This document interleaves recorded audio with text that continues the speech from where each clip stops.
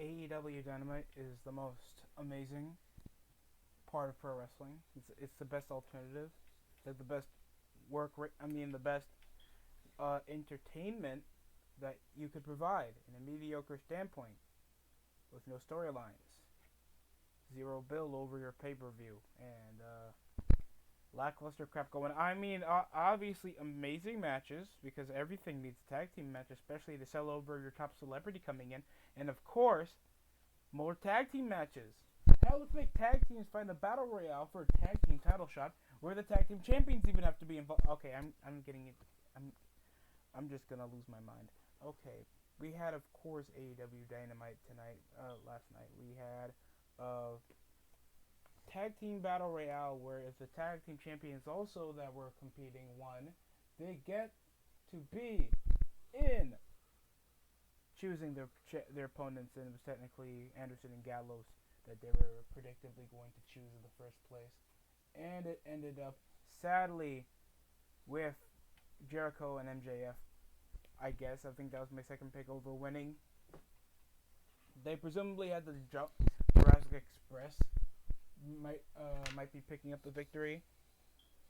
There were some close calls running shooting star press. We started with the Young Bucks that were like the last entry coming with running sentons. The match was like as like spotty as everybody just coming around doing topes, big boots. Anderson and Gallows would come to try to distract Private Party. The only thing that I found okay was the Acclaimed because they can actually talk. I just wish they were more, uh, more more threatening over in the match, like bring the boombox, do something. Like everybody doesn't feel like they have any other creative way of winning a match other than just a clean win. It's garbage to me. It doesn't tell a story. It doesn't show the interest of these characters. The only thing was Max Caster, I think, was in the final five, while Anthony Bowens was eliminated earlier. The match was okay. MJF and Chris Jericho will get their championship opportunity at Revolution for the World Tag Team titles against the Young Bucks. That's all I gotta say about that. And that's the okay. Next we had Britt Baker versus Thunder Rosa, with Britt Baker winning. There was good counters over against the Lockjaw. Uh, Big boots. I think there was a cradle, two Death Valley drivers. I think one on the entrance way. The only thing was like I don't know why they're wrestling each other other than Britt Baker just doesn't like Thunder Rosa. That's technically just the storyline. I wish there was more interluding over most of this because of course Thunder Rosa's coming from NWA and all this partnership crap. So this just gives an excuse for Thunder Rosa to just have an important match. I just wish it was for the women's championship because these are two competent women that people know of on the roster. While Hikaru Shida is like the most irrelevant person on the roster, and the most that we know about her is that she's going to be competing in this stupid women's tournament. And they keep doing these female tournaments with nobody watching. It's almost like the Mixed Match Challenge, but you at least know like most of the roster that's going to be competing. Reba was interfering in most of the match that came into foreshadowing a turnbuckle spot after another counter over the lockjaw with multiple pinfall combinations and a lot of near falls. I think she also did a Canadian Destroyer that came up off a near fall, but it ended with a hit over to the turnbuckle where she was too knocked out to even answer anything. The ref counted as a win by Britt Baker when she hit the lockjaw. So that's practically it. The match was fine. I guess I just wish there was more depth. That's just me. I'm not always like the guy that wants. I want to see more. Like I want to have a payoff to why I'm watching these women wrestle, and they're possibly going to continue this because, of course, Britt Baker lost in a dirty way. I don't know if Thunder Rosa just seems like the type to at least always get her second win. So, the match was fine. I'll give it that. We also had last week Tony Schiavone was. Matt Hardy wanted to be the butt buddy of Hangman Page. Isn't Hangman Page supposed to be this lone wolf cowboy?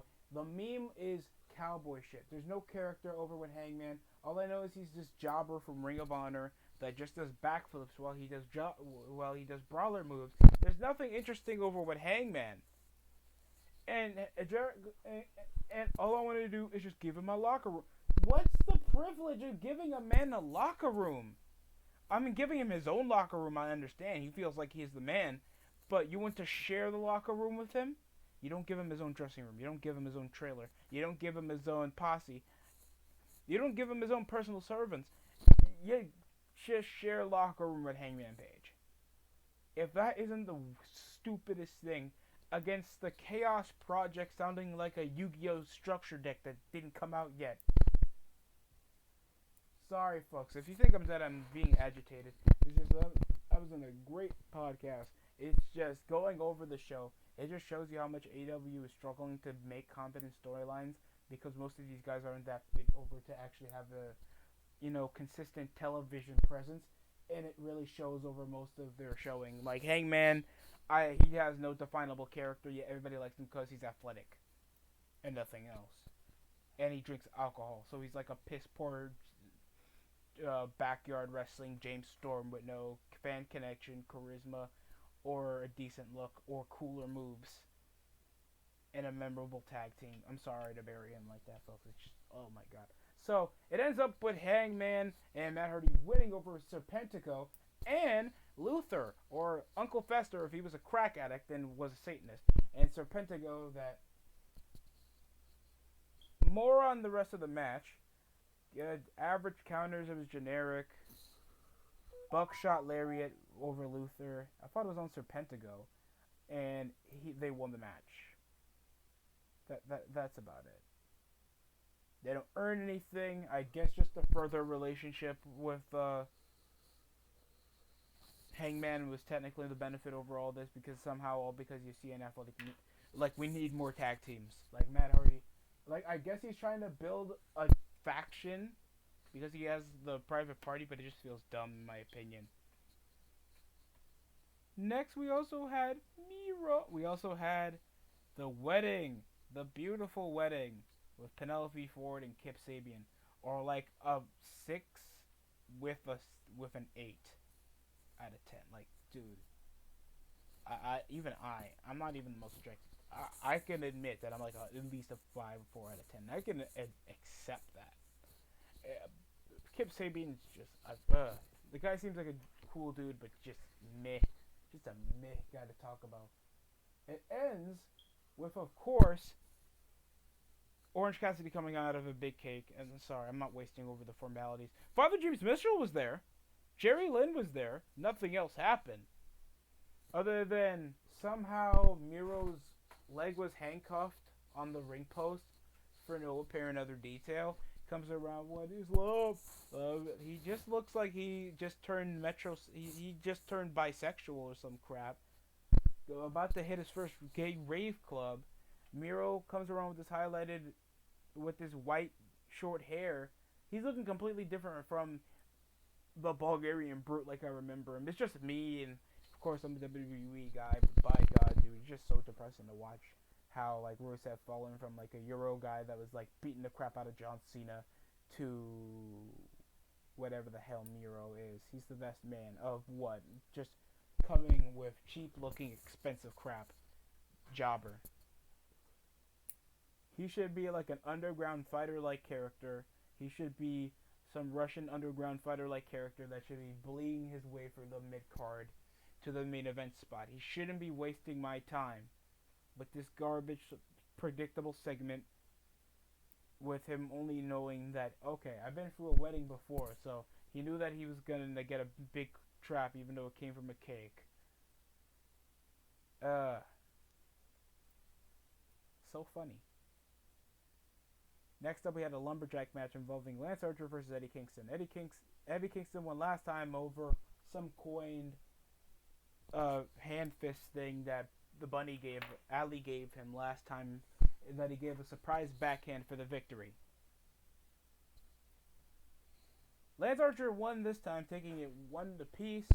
Pac was sort of there. Good counters or shoulder tackles. Nearly, the Butcher and Blade tried to get involved, but there were multiple big boots. Everybody started brawling with each other. There were sentons and topes everywhere. It just looked mad bad. I think Hardwood got hit over with Lance Archer won with a blank out, and that was technically it. That's all I got. That's all I got. The rest was a weird segment where Tully Blanchard, of course, showed his fixation for midgets. Yeah, that's a thing now. Like, Tully Blanchard is just feuding with the Jurassic Express for no reason. I'm sorry, folks. I just don't care. I'm trying to care. What makes me focus on these storylines? This is a weekly televised program where you're trying to at least air this in the Prime Network to where what in the capacity can people watch it, like millions of viewers. And where people watch NBA basketball, you at least would have shipped that out for people to transition over to pro wrestling after watching a primetime basketball game at least. And I'm not getting that. I'm not watching Tully Blanchard capture like a 4'9" midget dude over a dumb storyline with cutting rubber horns out of a fake Roman Reigns mask. Like, it's not interesting. Dax Harwood started beating the piss. Jungle Boy came in. Then it just looked corny. We also had that Joey Janela will be going against Darby Allin for the TNT title. This came out of nowhere. I guess he hasn't been on television in a while. I wish Joey Nutella, his fat ass, actually got released. Just looking like a 20-year-old Jericho. A 20-year-old Jericho had a 2021 Chris Jericho body. And it just looks bad. No character. He's like, and everybody over in the world knowing that I'm a bad boy. Aren't you are so cucked that you are literally working in the same place as your ex-girlfriend. If that was me, I would just try to kick that guy's ass and leave. Why are you working in the same place as your ex? Tony Giovanni even took it up like, oh, you're facing off against Joey Janela for your TNT championship. Not Brian Cage, not Ricky Starks, not even freaking Hook, or Will Hobbs that's been beating the piss out of you over the last couple of months. It's just going to be Joey Janela, even though most of the I mean most of Team Taz have been in a consistent pull over in the top rankings, and I thought that meant something. So why is Joey Janela just getting a shot out of nowhere? So the rankings don't matter when it comes to getting a championship opportunity. So why is it there? Ridiculous. You saying that we haven't been in the streets? Better come. Like, it's so generic. Sting is supposed to feel so, like, at least some semblance of enthusiasm supposed to come over with Sting. He looks more suicidal than Jim Ross every time he has to call a Young Buck match. And it's just so bad. It ends with Team Taz cutting them off immediately. No other fight sustaining in the hype for their stupid street fight. They bring over collateral damage over talking about destroying their merch. That's about it. Nothing about this is personal, folks. I'm sorry. This is lackluster build. So you fanboys complaining, a bad show can be a bad show. Even TNA fans can be like, it's shit. Even TNA fans know when their shows are terrible, and they own up to that. Even though they'll be fanboys and be like, "Oh my god, this is better than Raw." They'll know that there's like Aces and Eights, Immortal, Fortune, all those crap storylines. They'll know that it's bad. I'll still watch TNA when Russo was writing it than AEW. I don't mind the Jay Cardile thing. At least she looks like a legit athlete. Well, lady looks attractive. Lady looks like she can lift probably my middle brother up or something.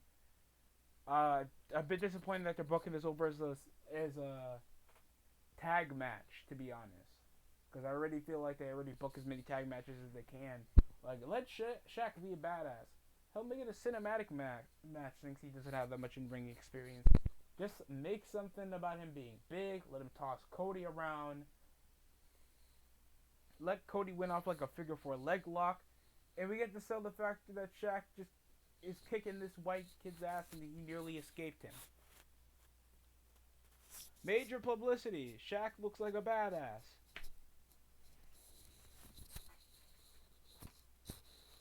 We also had Kenny Omega and the Good Brothers face off against Jon Moxley and Rey Fenix and Pac. Pentagon couldn't compete because of an injury. No, I think because he suffered over in COVID. They came They came off the entranceway of the fans, and we started with major brawls, drop kicks, counters, near fall over paradigm shift, magic killer, one winged angel, Good Brothers win off the magic killer on Ray Phoenix, and then hitting Pac with a V trigger. Then Kenta came. Remember 2006 live Kenta? I'm saying when he gained weight when he was in the cruiserweight division. I'm saying that he's fat. Okay, he's been in New Japan for like a year. He returned back in the G1 Climax. If you guys actually care about that garbage tournament, and he has made a bit of headlines over hitting a GTS on Moxley. So that's pretty big because of course there's been rumored already issued partnerships with New Japan, NWA, and Impact Wrestling with AEW. So this is technically going to issue out some pretty interesting matchups. Do I really care that Kenta's on AEW? No, but at least got people talking about AEW in the fan base sense, not like in a public setting. So they're probably going to boost up from what I heard. They got like a six point something. I mean, 600,000 last time. So hopefully they boost up to at least a 750 that I predict. Even though I'm not the biggest on televised ratings like that, I just see it and I just know what's wrong with it. Other than that, that's practically what I got for Dynamite. I just felt like it was a really lackluster show. They are missing out on storylines. I don't care that Sammy Guevara wants to argue over with MJF. We already know that they're interluding into implosion of the Inner Circle. It just feels like it's lackluster build because we know, like, overall the generic heel MJF is that he's supposed to be untrustworthy. And, like, Jericho just looking after his stepson, like, come on back, Sammy.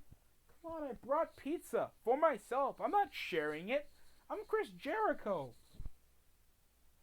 It ain't Judas, it's Foodist in my mind. Here we go, we go, we go, here we go, we go, we go, man. Food is in my mind, cause I'm fat. And that's all I have, ladies and gentlemen, other than the consistent fat shaming of Chris Jericho. That will remain a constant until Jericho at least loses a kilo. Other than that, that's all I got for today. Thanks for watching. Like, comment, subscribe, and that's it for me.